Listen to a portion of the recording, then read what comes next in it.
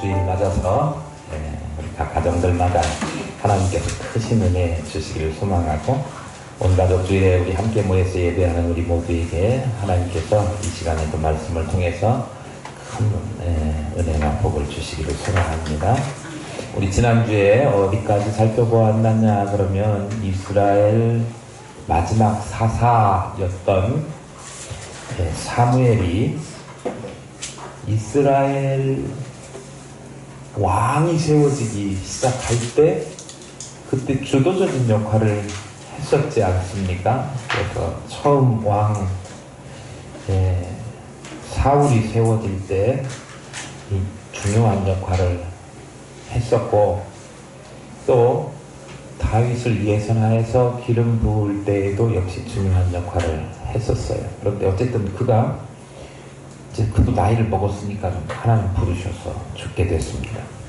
사무엘이 죽게 되니까 어떤 일이 생겼느냐 그러면 다윗이 더욱 사울로부터 핍박을 당할 것이 불을 보듯 뻔한 상황이 전개되게 되었습니다. 사무엘이 살아있는 동안에는 사울이 그래도 사무엘의 눈치를 볼 수밖에 없었고, 사무엘이 가끔은 그렇게 하면 안 돼 라고 충고도 하고 뭔가 가르침을, 교훈을 주었을 텐데, 그런 사무엘이 죽으니까 더 이상 사울에게 뭔가 옳은 말, 또 어떻게 해야 된다라고 가르침과 교훈을 해줄 사람이 아무도 없고, 그가 다윗을 괴롭게 하고 죽이려고 하고 할 때마다 그래서는 안 돼 브레이크를 걸었던 사무엘이 죽으니까 더 이상 브레이크를 걸어줄 사람도 없으니 이제 다윗은 정말 사울로부터 멀찌감치 떨어져야 되는 상황이 됐습니다. 그래서 도망간 곳이 바란 광야입니다. 바란 광야 조금 위쪽에 보면 마온이라고 하는 곳에 오늘 지난주부터 등장했죠. 지난주부터 등장했던 그 좀 이름 자체에서부터 미련한 자라고 하는 뜻을 가지고 있는 사람, 행동도 미련하게 했던 나발이라고 하는 사람이 등장해요. 나발은 마온에 집이 있지만 그의 양떼는 저 위에 갈멜이라고 하는데 자기 양떼를 놓고 양떼 3,000마리 그리고 염소 1,000마리를 키우는 거부였습니다. 양털 깎는 날이 됐어요. 양털 깎는 날이면 우리 추수하는 날처럼 이 수확하는 날이면 막 동네 사람들 다 불러서 같이 점심도 먹자고 하고 그렇지 않습니까? 우리도 예전에 막 동네에 잔치, 뭐 상갓집이 생긴다든지 결혼식을 한다든지 그러면 모르는 사람, 지나가는 나그네들까지도 다 와서 같이 밥 먹고 가, 국수 먹고 가, 차린 거는 없어도 좀 들고 가세요 이렇게 하는 것이 인지상정인데, 당시에 이 히브리 사람들도, 이스라엘 사람들도 그 양을 치거나 그런 사람들이 양털 깎는 때가 되면, 양털 깎는다는 얘기는 농사 짓는 사람이 수확하는 그때하고 똑같은 거거든요. 그러니까 대단히 기쁘고 좋은 날이었고, 더군다나 소규모로 몇 마리 양털만 깎는 것이 아니고 양떼가 몇 마리? 3,000마리나 되는 양떼 털을 깎으니까 어마어마하죠. 그런 대단히 그 큰 수확을 얻는 날이니까 풍성해서 이웃들을 초대해서 잔치를 벌이고 또 지나가는 나그네까지도 대접을 해야 되는데, 그 소식을 듣고 평소에 그 나발의 양떼들을 잘 지키고 도와주었던 다윗의 사람들, 다윗과 그의 사람들. 원래 다윗의 전공이 뭐예요? 양치기 아닙니까? 그러니까 이 양 돌보는 데 있어서는 아주 일가견이 있는 사람 다윗이 길에서 나발의 광야에서 나발의 양떼들을 이렇게 돌보아 주었습니다. 그리고 그의 수하들까지도 다윗의 은혜를 잊지 않은 사람이 없을 정도로 다 그렇게 도움을 받았는데, 오늘 양털 깎는 날이 되어가지고 양털 깎으니까 뭔가 잔치도 벌여서 거기에 우리도 좀 끼워주시고 먹을 것도 좀 주시면 우리가 광야 생활하는 동안에 음식이 부족해서 허기도 지고 그런데 좋겠다. 그런 이야기를 자기들의 사원 10명을 보내가지고 이 뜻을 전했습니다. 그랬더니 요즘 한간에 떠드는 소문에 주인에게서 억지로 떠나서 저 혼자 떠돌이하는 그런 종들이 많이 있다는데, 또 근원도 모르는 사람을 불러들여가지고 그 사람들에게 음식 차려주고 나는 그런 사람 아니야, 이렇게 하면서 그 말을 듣는 다윗과 그의 일행들에게, 다윗 사람들에게 아주 모욕적이고 치욕적인 말로 거절을 합니다. 아이고, 우리가 음식을 준비했는데 미처 거기까지 생각을 못해서 다 준비를 못해서 오늘은 줄 수 없습니다. 그 정도가 아니에요. 그 정도가 아니라 뭐라고요? 난 근본도 모르는 사람에게 내가 먹을 거 나눠줄, 내가 그런 사람으로 보여? 요즘 그 집 나와갖고 주인 명예 거절하고 몰래 막 집을 나와서 집 멋대로 사는 종놈들이 많다는데 내가 그 사람들에게 먹을 것 줄 사람으로 보여? 이렇게 이야기했겠지요. 그러니까 다윗이 얼마나 자존심 상하고, 그리고 은혜를 원수로 갚은 놈이잖아요. 나발이 멍청하게도 그렇게 평상시에 은혜를 베풀어 줬는데 원수로 갚은 그 나발, 그냥 놔두면 안 되겠다, 그런 생각해가지고 막 불끈 성질이 나서, 자기 군사 몇 명 있었죠? 600명 있었어요. 그 중에 400명 데리고 나발을 치러 올라가고 200명은 자기 그 남겨진 물건이나 사람들 지키도록 남겨두고 올라갔습니다.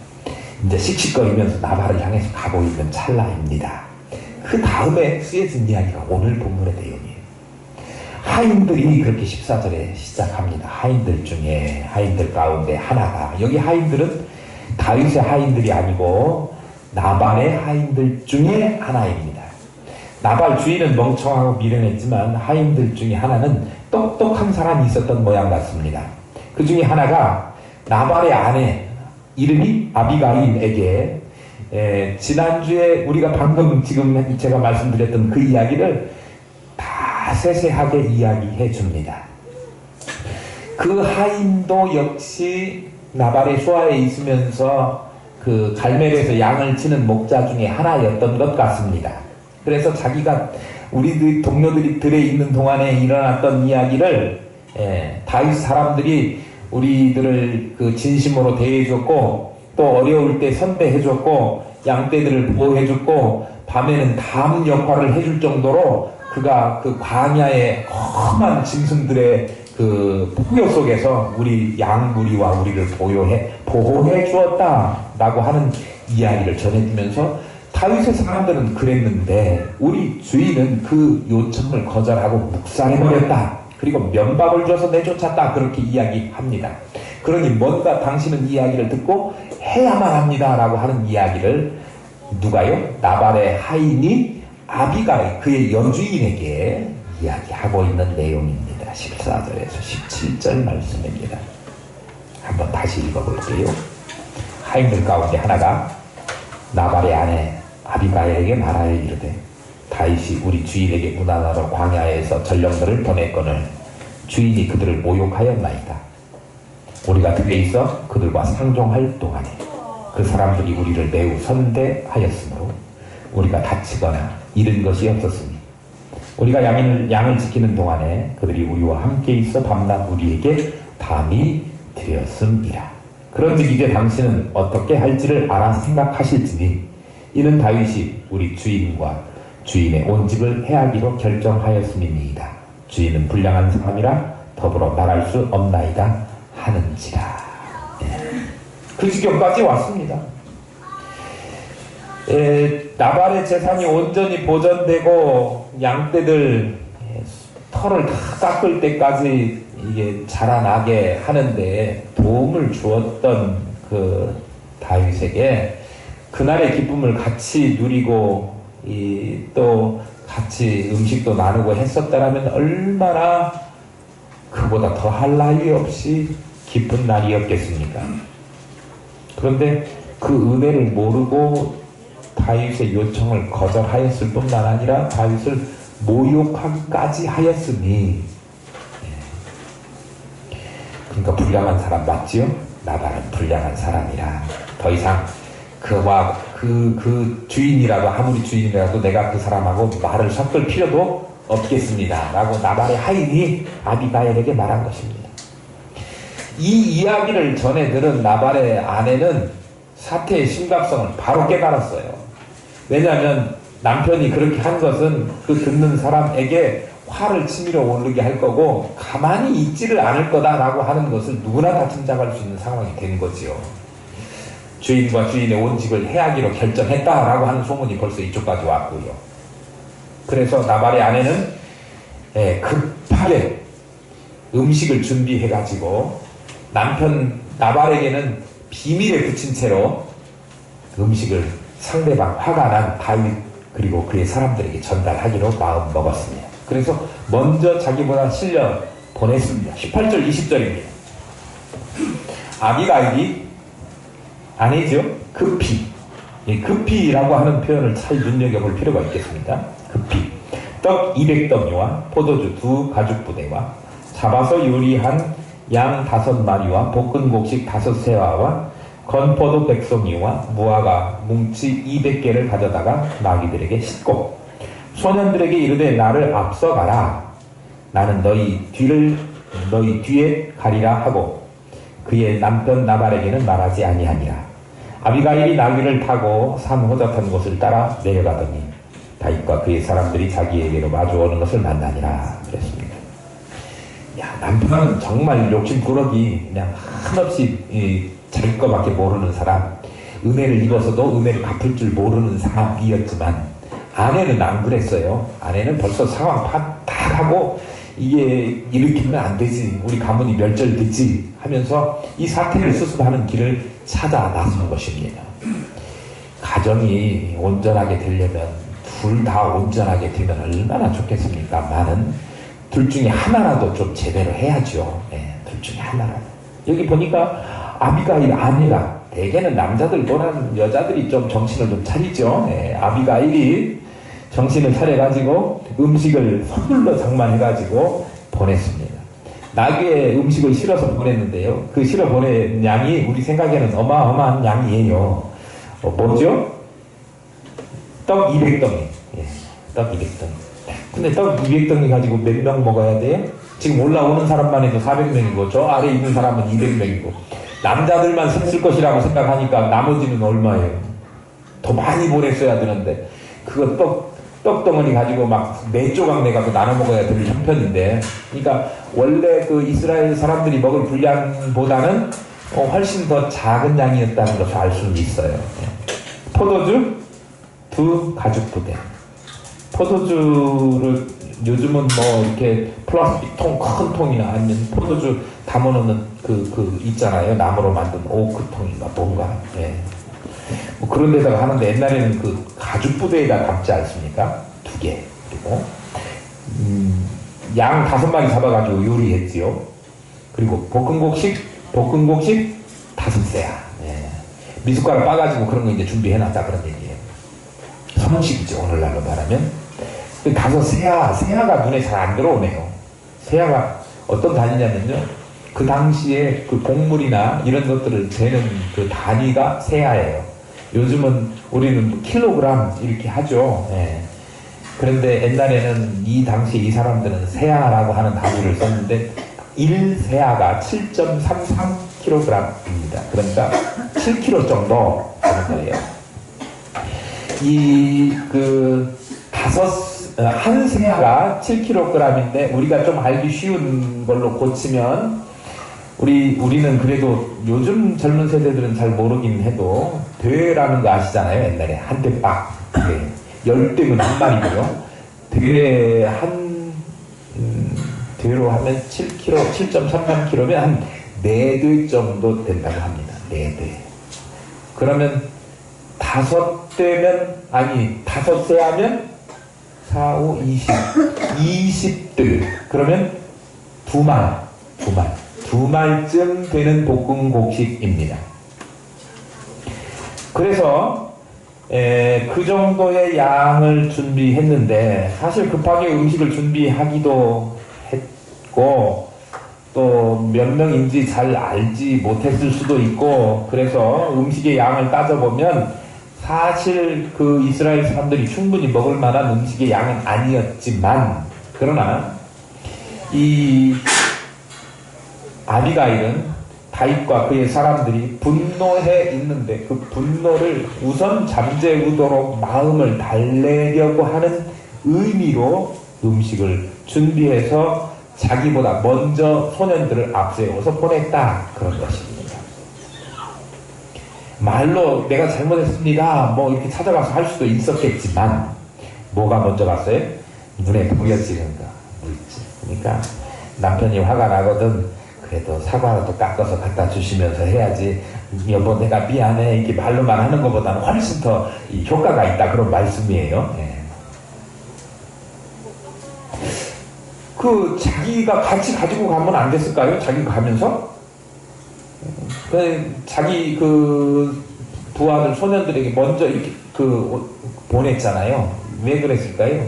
이런 경우가 또 있었습니다. 옛날에 보면 야곱하고 에서하고 이렇게 야곱 동생이 형의 장자권을 취하기 위해서 팥죽 이렇게 그랬잖아요. 그때 그 아버지한테 축복받으려고 가지고 가면서 속이기도 하고 그러다가 결국은 도망갈 수밖에 없었는데 돌아오면서 화해를 청할 때 자기가 먼저 가면 아직도 형이 화가 안 풀려가지고 나 죽일지도 모르니까 내가 먼저 선물을 막 앞에다가 먼저 앞세워서 보내가지고 마음을 누그러뜨린 다음에 그 다음에 내가 가야지 그랬던 기억 있잖아요. 여기도 마찬가지입니다. 그래서 당시에 히브리 사람들이 관례적으로 그렇게 하는 방식으로 자신에 대해서 호의적이 않은 사람들을 대할 때 먼저 선물을 먼저 보낸 것처럼 이렇게 하고 소년들을 먼저 보내고 아비가일이 뒤따라 가지요. 나귀를 타고 아비가일이 호젓한 산길을 따라 내려갑니다. 그때 다윗 일행을 만나게 돼요. 다윗은 지금 어떤 마음으로 올라오고 있느냐, 지금 다윗의 심리 상태를 그가 미리 했던 말 2절을 성경이 기록함으로써 그가 씩씩거리고 올라오고 있음을 보여주고 있습니다. 21절, 22절입니다. 다윗이 이미 말하기를 내가 이자의 소유물을 광야에서 지켜 그 모든 것을 하나도 손실이 없게 한 것이 진실로 허사라. 그가 악으로 나의 선을 갚는도다. 내가 그에게 속한 모든 남자 가운데 한 사람이라도 아침까지 남겨주면 하나님은 다윗 나에게 벌을 내리시고 또 내리시기를 원하노라 하였더라. 내가 이놈 안 주겠다. 그냥 이놈 그놈뿐만 아니라 그 남자들은 다 요절을 낼 거야. 막 씩씩거리면서 올라오고 있습니다. 얼마나 이 화를 잠재울 수 있을까 싶어요. 분노가 컸고요. 이 다윗의 분노가 컸다 이런 것을 보여주는 대목이기도 하지만 이 다윗이 정말 성군이어서 자기 자신을 통제하고 자기 자신을 다스리는 사람이었는데도 불구하고 이때만큼은 자기 자신을 잘 통제하지 못했구나 라고 하는 것을 알 수 있습니다. 우리가 아무리 완벽한 사람이라고 하더라도 사람은 완벽한 사람이 없고요. 이스라엘 백성들이 다윗을 정말 왕 중에 왕, 성군 중에 성군이라고 추앙하고 지금도 이 다윗에 대해서는 어마어마한 존경심을 그들이 가지고 있어요. 그런데도 불구하고 이 다윗도 사람이었고요. 자기가 화나는 일이 있으니까 그거 분노 삭히지 못해가지고 저놈 내가 죽여버려야지 그런 생각으로 씩씩거리면서 자기 군사들을 끌고 올라오고 있어요. 나발에게로. 그런데 나발이 이 씩씩거리며 올라오는 나발의 다윗을 나발의 아내 아비가일이 가다가 만나요. 만나자마자 급히 나귀에서 내려가지고 다윗을 향해서 절을 합니다. 23절, 24절입니다. 아비가일이 다윗을 보고 급히 나귀에서 내려 다윗 앞에 엎드려 그의 얼굴을 땅에 대니라. 그가 다윗의 발에 엎드려 이르되 내 주여 원하건대 이 죄악을 곧 내게로 돌리시고 여종에게 주의 귀에 말하게 하시고 이 여종의 말을 들으소서.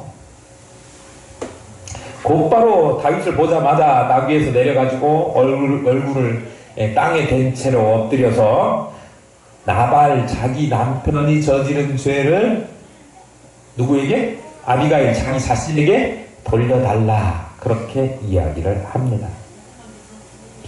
원하건대 내 죄악을 나 곧 내게로 돌리라. 나발이 잘못한 무례한 행동, 무례한 말, 그 책임을 누가 지겠다? 내가 지겠다.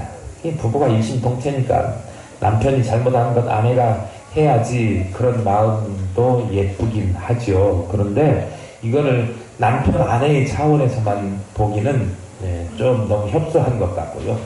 사실 여기 보면 오늘날 사람들하고는 다르게 아비가일이 살았었구나 라고 하는 것을 알 수 있습니다.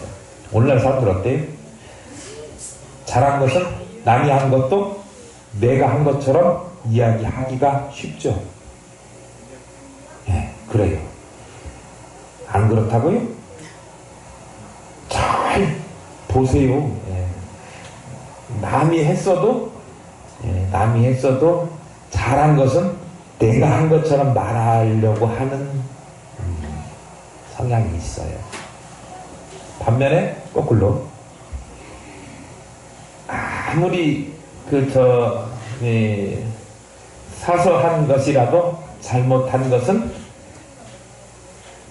내가 한 것이 아니고 다른 사람이 했다, 내 책임은 없어, 조그마한 책임도 자기가 감당하려고 하는 일은 별반 없습니다.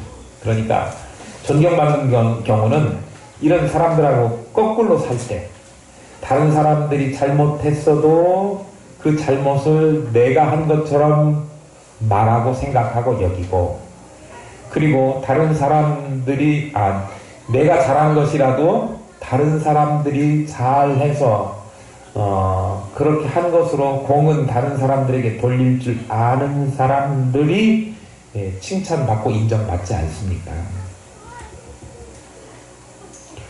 성경에 보면 우리는 주님의 제자이니까, 주님의 제자가 다른 게 제자가 아니고 주님이 하셨던 식으로 따라하고 그의 삶을 본받아 살려고 노력하는 사람들이 제자 아닙니까? 주님이 한 것처럼 반대로 거꾸로 살겠다, 그거 제자 아니에요. 주님이 한 식으로 살겠다라고 하는 것이 제자지요.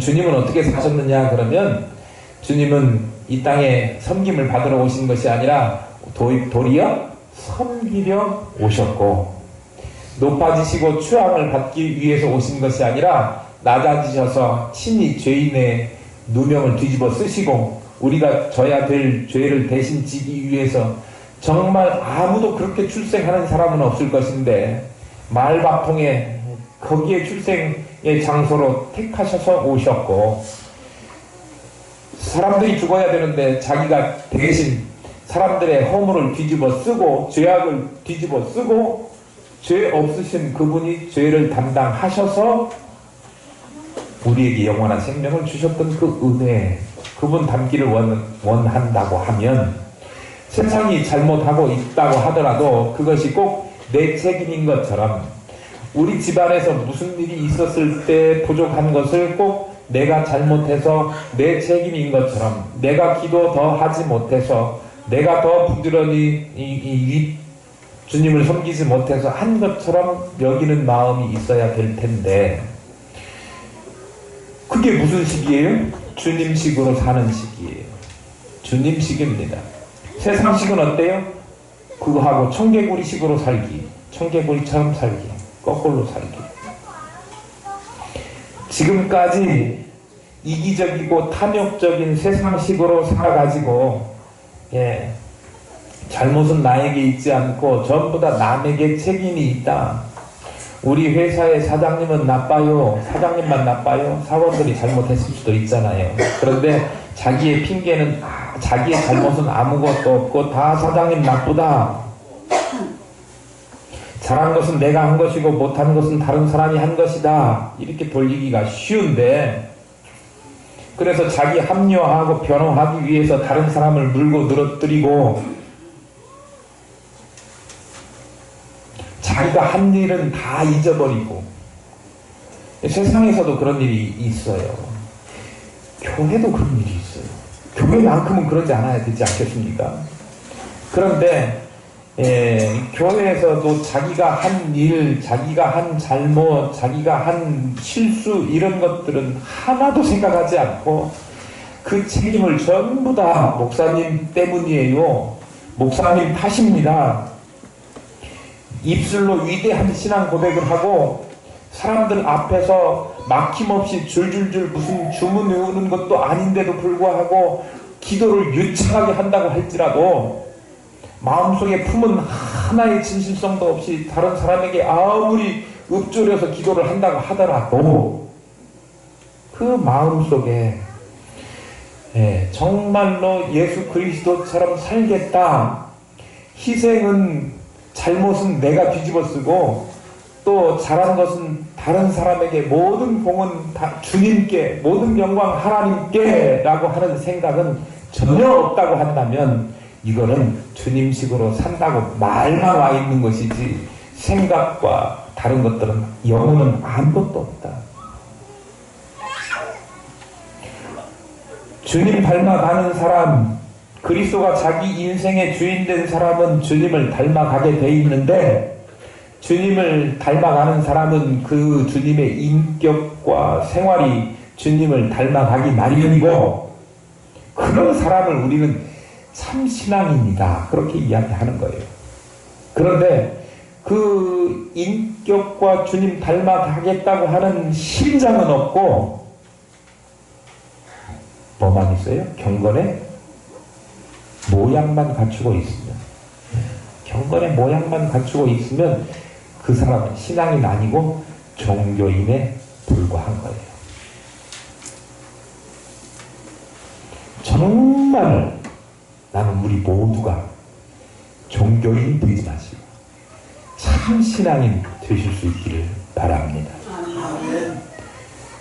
정말 주님을 위해서 내가 희생할 수 있어야 되고 사람 대할 때 내가 저 하찮은 사람 대한다 생각하지 말고 주님 대한다 라고 하는 생각으로 상대방을 대하고 진심으로 대하면 그런 일이 어디에서 있어야 돼요? 교회에서 있어야죠. 교회에서도 물론 있어야 되고 이 명절 때 이제 가족들 많이 만나니까 가정에서도 있어야 되고 교회와 가정에서만 그렇게 있을 것이 아니고 여러분들 일하시는 일터에서도 그렇게 사셔야 됩니다. 어떤 곳에서라도 진심으로 자기 자신을 낮게 여기고 상대방을 높여주고 상대방의 허물을 감싸 안으시고 내가 그 책임을 짊어지려고 하는 마음을 가지고 산다면 내가 손해보는 것 같아도 그걸 알아주시는 분 예수 그리스도가 알아주시니 아니 그렇게 안 알아주셔도 주님의 설사 안 알아주신다고 하더라도 그렇게 사는 것이 진짜 참 보람된 일이 아닌가 스스로 만족스럽지 않겠습니까? 그런데 스스로 만족시키는 거에 더해서 주님께서 인정해 주시고 상 주실 것이니 이제 우리가 세상식으로 살아왔다고 한다면 세상식 버리고 주님식으로 살기 우리는 그렇게 다 사셔서 세상 사람들에게 인정받고 주님께도 칭찬받는 우리 하나님 분께 온 성도들 다 되실 수 있기를 소망합니다. 아비가일이 그런 여자였어요. 참 지혜로운 여자죠. 내가 혹시 집에 가서 뭐 잘못해서 우리 집사람이 또 이제 그렇게 내가 잘못한 거야 이렇게 말해주길 바래요. 웃자고 한 얘기입니다. 아비가일. 그런 아비가일에게 다윗이 계속해서 이야기합니다. 뭐라고요? 자신의 남편 나발이 미련하여 그렇게 저지른 일이니 그리고 또 그 당시에는 자기가 미처 사환들이 왔을 때 그 일을 목격하지 못해서 벌어진 일이니 자기만 있었어도 그런 일이 안 생겼을 텐데 자기가 없어서 생겼을 일이니 정말 제발 용서해 달라고 그래서 부랴부랴 음식을 장만해서 용서를 청하면서 그렇게 왔으니 그 일 때문에 피 흘리는 보복은 안 해주셨으면 좋겠다. 그렇게 부탁을 합니다. 25절에서 28절까지 그렇게 이야기를 해요. 내가 정말 원하기는 이 다윗이 앞으로 우리나라 이 나라의 지도자, 이스라엘의 지도자가 될 건데 그 피 흘린 것 때문에 이력에 오점을 남겨서는 안 되겠다. 그러니 제발 뭐 한 거를 내 남편 피 흘려 죽이는 것을 아니 우리 집안의 남자들 다 죽여가지고 내일 아침에는 하나도 남기지 않겠다라고 한 그 말을 거두어 달라. 그렇게 부탁을 하는 거예요. 남편을 피 흘려서 죽여서 보복하려고 하는 다윗을 멈춰달라. 그렇게 한 아비가일의 화법이 독특해요. 이 정말 화를 치밀어 오르는 화를 누그러뜨려 주십시오 라고만 이야기한 것이 아니라 당신은 미래의 어떤 사람이에요? 이스라엘의 지도자, 왕 될 사람이다. 그렇게 이야기하는 거예요. 그러니까 왕 될 사람이 피를 흘려서는 되겠습니까? 그래서 하나님께서 나를 당신 앞에 지금 급히 부랴부랴 서둘러 보내셔서 당신께서 피 흘리는 일을 내가 옴으로 해서 막을 수 있게 하나님이 보내셨다. 그렇게 이야기합니다. 만일에 다윗이 자기 손으로 나발을 찾아가서 분풀이 정말 원수를 은혜를 원수로 갚아 대은망덕한 놈 해가지고 막 전쟁을 벌였다고 하면 그 당시에는 아이 속이 후련하다 이렇게 했을지 모르지만 그가 왕이 되어가지고 미래의 지도자 하나님께서 세우시는 신정왕국의 정말 그 지도자로서 자질이 있느냐 그런 얘기예요. 만약에 나발에게 피 흘려가지고 죽였다 어떻게 됐겠어요? 오늘날 대통령 될 사람이 살인자예요. 요즘 사이로 지방선거 선거한다죠. 네. 그런데 거기 보니까 후보들 자격에 보니까 막 무슨 법 위반, 교통법규, 음주 위반 별죄가 다 있구만요. 네. 그런 사람들이 나왔어요. 여러분들 뽑을 때요. 그런 사람들 안 시켜야 돼요. 안 시켜야 돼요. 누군지는 몰라요. 네. 누군지는 모르는데 근데 하물며 사람 죽인 사람을 이스라엘 지도자 왕으로 세울 수 있겠어요? 없겠어요? 안 되죠. 말도 안 되는 소리죠. 하나님께서 내신 생명 누굴 닮은 거예요? 하나님의 형상 닮은 하나님의 사람이에요. 근데 그 형상을 하나님의 형상을 자기가 분풀이로 그렇게 화난다고 죽였다? 감정도 자제 못해가지고 화나면 죽이고 그 기분 좋으면 뭐 아무리 뭐 했어도 살려주고 뭐 이렇게 해서는 안 되겠지요. 그러니까 하나님께서 그 일을 미리 막으셨다.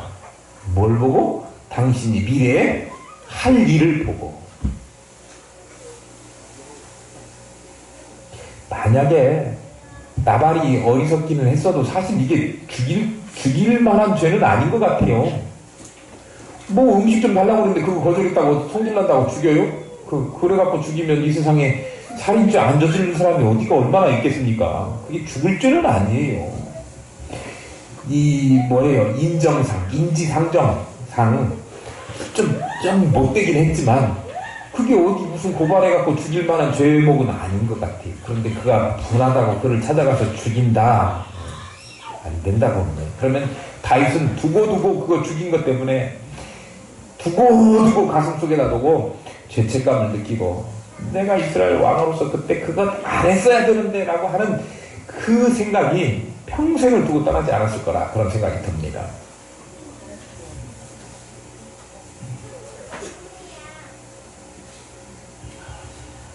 우리는요? 우리는 미래가 없는 사람들입니까? 우리도 역시 다윗 못지않게 미래가 있는 사람들입니다. 하나님께서 죄인 중에 괴수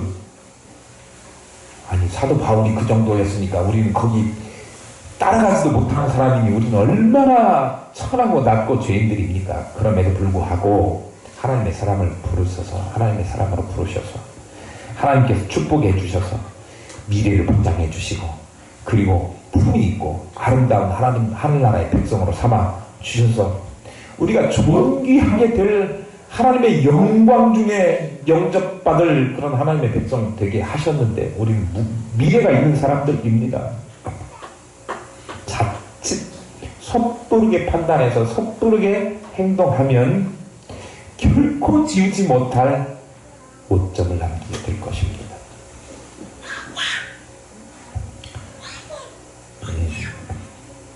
목사님들이 많잖아요.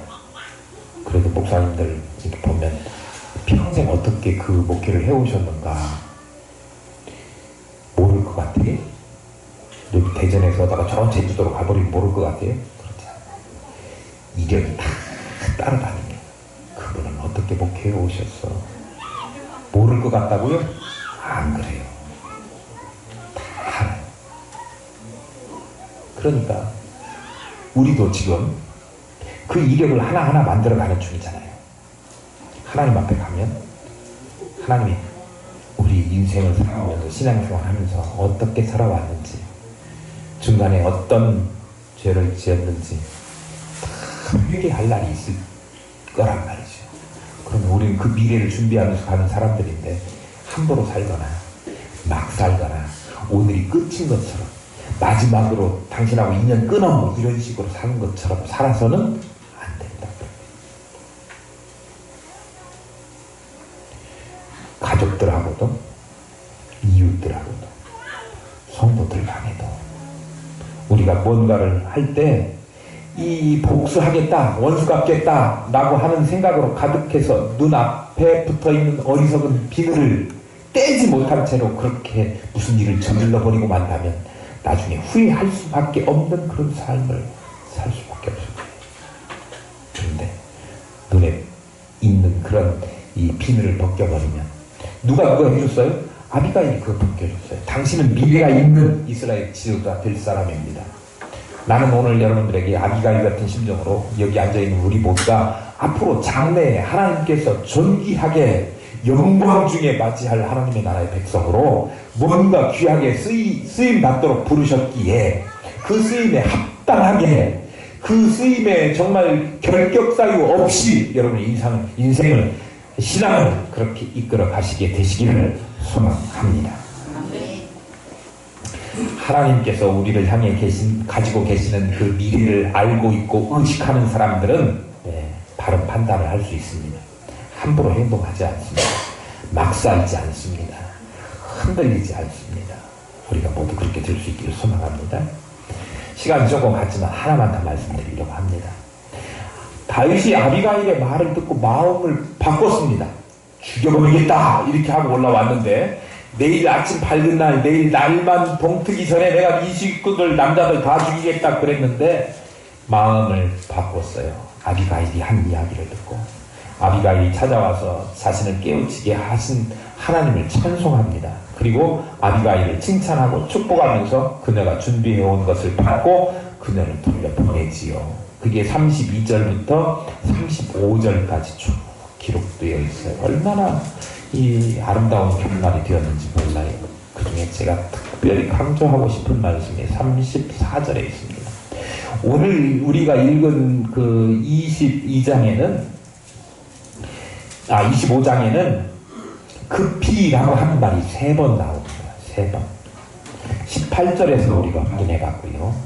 그리고 23절에서 그리고 34절에서 급히라고 하는 말이 나와요. 근데 이 급히라고 하는 말이 어떤 때 사용되었느냐 그러면 아비가일이 다윗이 분이 나가지고 막 씩씩거리고 있을 때 그 분을 잠재우기 위해서 뭔가 행동을 빠르게 신속하게 취했다라고 사용할 때 급히라고 하는 말을 썼어요. 만약에 그때 주저하고 좀 한번 두고 볼까? 라고 했다고 하면 아마 그날 저녁에 일이 났어도 크게 났었을 것입니다. 다윗도 한다만 하잖아요. 물맷돌 가지고 막 상대 내가 할 거야 그러면 가서 하잖아요. 일 저질렀을 거예요. 아비가일이 타이밍을 놓쳤더라면 마지막 절에 우리 35절에 보면 34절에 보면 밝은 아침에는 다음날 아침에는 한 남자도 없게 될 것이다 그렇게 말씀하고 있죠.